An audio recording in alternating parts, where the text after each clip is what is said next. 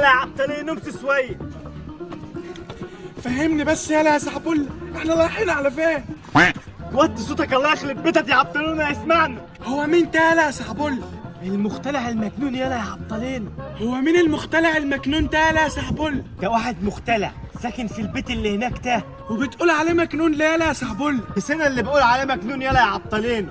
امال مين اللي بيقول عليه مجنون؟ الناس كلها هي اللي بتقول ان هو مجنون. ليه؟ هو بيعمل ايه يا سحبول عشان يقولوا عليه مجنون؟ مش عارف يلا يا عبطلين، هو دايما بيحصل عنده انفجارات في البيت بتاعه، وابويا قبل كده حكالي قال لي ان هو حلق مراته من الانفجارات اللي هو بيعملها دي. يا نهار اسود، حلق مراته؟ ايوه يلا يا عبطلين. طب وانت جايبني هنا ليه يا سحبول لك كلب انت؟ ما هو الصراحه يلا يا عبطلينو، الكوره بتاعتي اتسوحت في بيت المخترع المجنون ده وانا بلعب امبارح بالليل، وانا كنت خايف اخش اجيبها عشان احنا كنا بالليل، فانا قلت وانا مروح من المدرسه ابقى قعدت اجيبها. جوه فين يالا يا سحبول؟ ما قلت لك في بيت المخترع المجنون ده يلا يا عبطلينو. بيت مين؟ المخترع المجنون اللي انت بتقول عليه ده؟ ايوه يلا يا عبطلينو. طب وانت جايبني معاك ليه؟ علشان تخش تتطور معايا على الكوره يلا يا عبطلينو. ادخل معاك فين؟ انت شكلك اتكننت يالا يا سحبول، انت عايزه يمسكنا جوه يولع فينا زي ما ولع في مراته؟ ما تخافش يلا يا عبطلينو، هو مش جوه. وانت عرفت منين بقى ان هو مش جوه يا ناصر؟ انا شفته واحنا طالعين من المدرسه وهو ماشي بالعربيه بتاعته. لا بلطو مش داخل، انا اصلا غلطان ان انا جيت معاك، ماما قايله لي اطلع من المدرسه اروح على طول. ما تبقاش كمان بقى يا عبطلين، وتعالى معايا نخش البيت ندور على الكوره ونجيبها قبل ما المخترع المجنون ده يرجع بسرعه. انسى يالا يا سحبول، سلام. بقى كده يا عبطلينو. طب وحياة ربنا انا قايل لامك ان انت سوخت من الدرس الاسبوع اللي فات ورحت البلاي ستيشن مع الولا محسن. انت بتقول ايه يالا يا سحبول؟ يلا لوح لو عاوز تلوح لوح. خلاص يالا يا سحبول، خلاص ادخل معاه. مكمل قوة. يلا تعالى ورايا.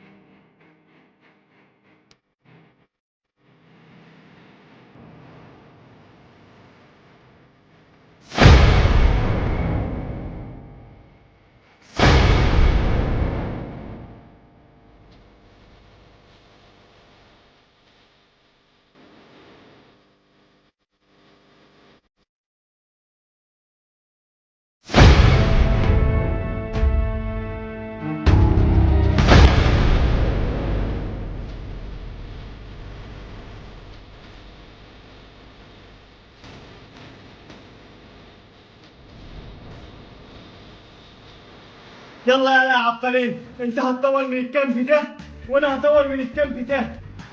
حاضر حاضر.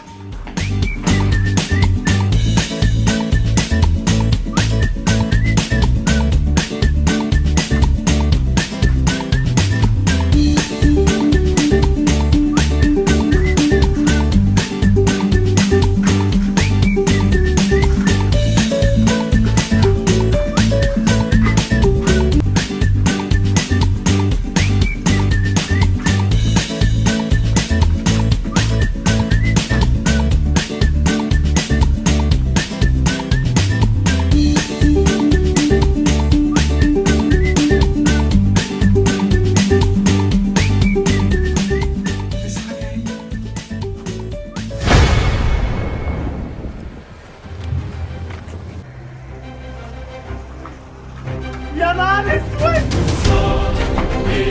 كفايه يالا يا سحبول. المخترع المجنون يا عبطلين اجا. يا نهار اسود، ربنا يرحمنا. احنا لازم نهرب بسرعه من هنا يا عبطلين.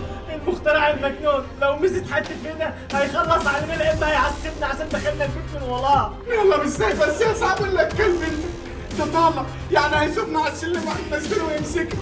البلاتونه هننط من البلاتونه يا عبطلين. بلكونه اللي ننط منها يا سحبول لك كلب انت. احنا في الدور التاني، يعني لو نطيت من البلكونه يا اما هنتكسر يا اما هنموت. اتكسر ولا موت ارحم من اللي المخترع المجنون ده هيعملوا فيا يا عبطلين. يلا بينا بسرعه. يلا يا عبطلين، انا هنط وانت تحتفل السنتر وتنط ورايا.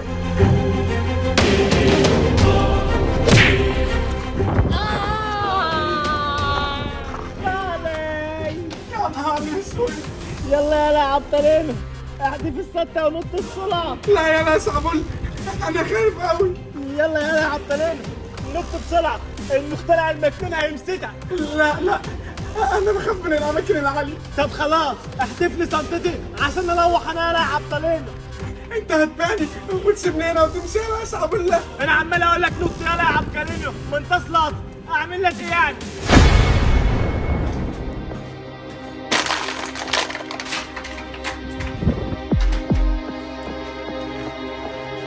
يا نهار اسود. خد شنطتك اهي.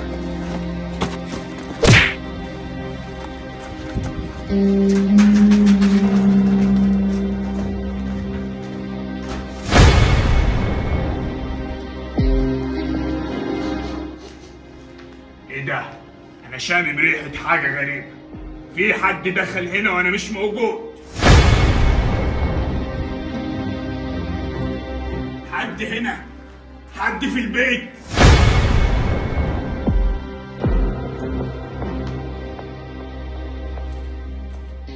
مفيش حد. ممكن انا بيتهيألي بقى. مش مهم.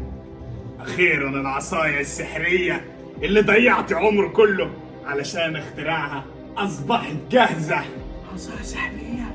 دلوقتي بالعصاية السحرية دي اقدر احول اي انسان على كوكب الارض لحيوان. وابقى انا الانسان الوحيد اللي موجود على كوكب الارض. ويبقى الحيوانات كلها تحت امر انا وبتخدمني انا. فاضل حاجة واحدة بس، ان اجيب واحد من البشر واجرب عليه تأثير العصاية السحرية دي علشان اشوفه هيتحول لحيوان ايه. يا نهار اسود. عم عبده الغفير الكلب بتاع فيلة الدكتور اللي جنبنا مفيش غيره اجرب عليه.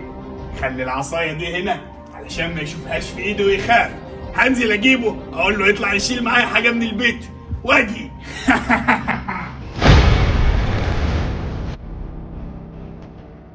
الحمد لله. بس انت العصاية السحرية اللي هو قال عليها، معقولة الكلام اللي هو قاله ده ممكن يكون بجد؟ دي عصاية سحرية فعلا وبتحول أي حد لحيوان مفترس. أنا لازم أهرب من هنا بسرعة قبل ما يرجع. هاخد العصاية دي معايا.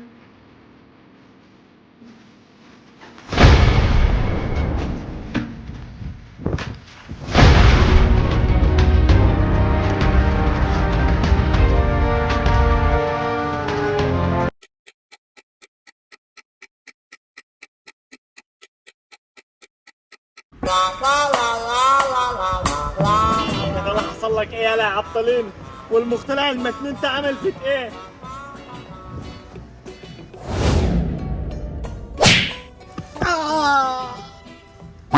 ايه ده؟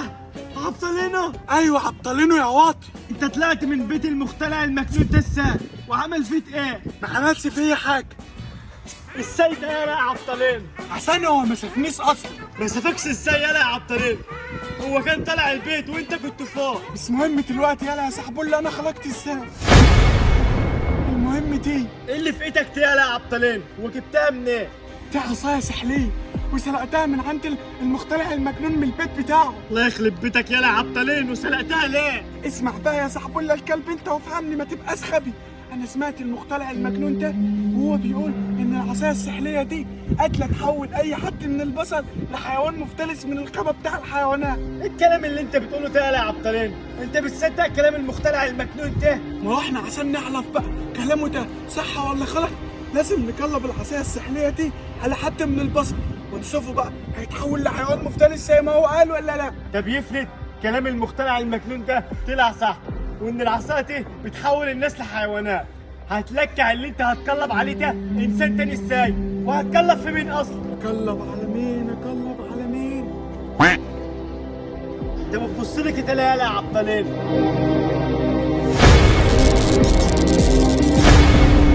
ايه ده؟ سندة المدرسة بتاعتي طلعت فين؟ ممنوع، هذا ليس إنسان يجب أن توجه العصا ناحية إنسان. يا عبطلين يا ابن المتانين، دي العصايه بتتدلع. ده الموضوع شكله بجد فعلا، ودي عصاية سحلية. يا نهار اسود، ده انا اتأخرت على البيت اوي، انا طالع من المدرسة بقالي ساعتين.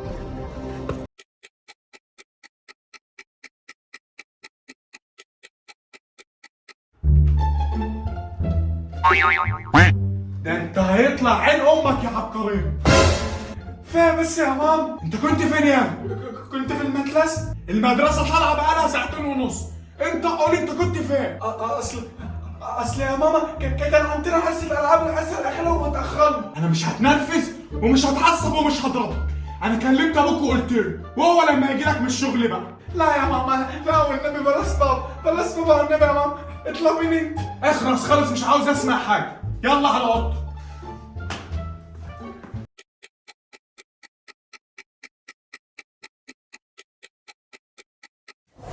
ترى لو قلبت العصاية دي على حد هيحولوا الحيوان ايه؟ ولا انا هقلبها على مين اصلا؟ هو فين؟ جوه يا حاج.